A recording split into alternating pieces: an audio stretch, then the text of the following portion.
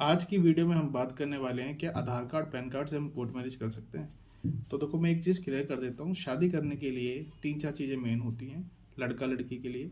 पहला, लड़का लड़की की एज, लड़का 21 और लड़की 18 होना चाहिए।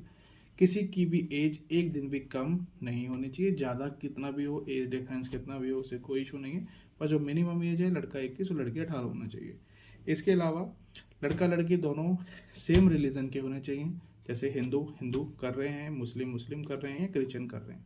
अगर आप इंटर रिलीजन करेंगे तो स्पेशल मैरिज एक्ट लगेगा, जिसमें फिर फैमिली इन्वॉल्व होती है। 30 डे का नोटिस पीरियड होता है। अगर आप हिंदू कपल हैं, एग्जाम्पल के लिए हम हिंदू कपल का ही लेके चलते हैं, हिंदू कपल हैं दोनों, तो जो रिक्वायर्ड डॉक्यूमेंट हैं वो तीनों के लिए सेम ही होते हैं। ठीक, चाहे आप हिंदू हो, मुस्लिम हो, क्रिश्चियन हो। डॉक्यूमेंट्स में ज़्यादा कुछ नहीं है। लड़का लड़के दोनों के आधार, पैन और 10th की मार्कशीट लगती है। जो लोग पढ़े लिखे नहीं होते या जो लोग पढ़े लिखे नहीं हैं, जिनके डॉक्यूमेंट ऐसे भी हैं जो पढ़े लिखे हैं पर उनके डॉक्यूमेंट खो जाते हैं, मिल जाते हैं, मिसमैच होते हैं, तो 10th की मार्कशीट नहीं देना चाहते, तो उसकी जगह अपना बर्थ सर्टिफिकेट दे सकते हैं, ड्राइविंग लाइसेंस, पासपोर्ट दे सकते हैं या वोटर कार्ड भी दे सकते हैं। आधार कार्ड पैन कार्ड से हम शादी नहीं कर सकते। आधार कार्ड सिर्फ एड्रेस के लिए कोर्ट में कंसिडर किया जाता है और पैन कार्ड सिर्फ नेशनलिटी के लिए, एज प्रूफ के लिए। या तो 10th की आप मार्कशीट देंगे या पासपोर्ट, वोटर या ड्राइविंग लाइसेंस।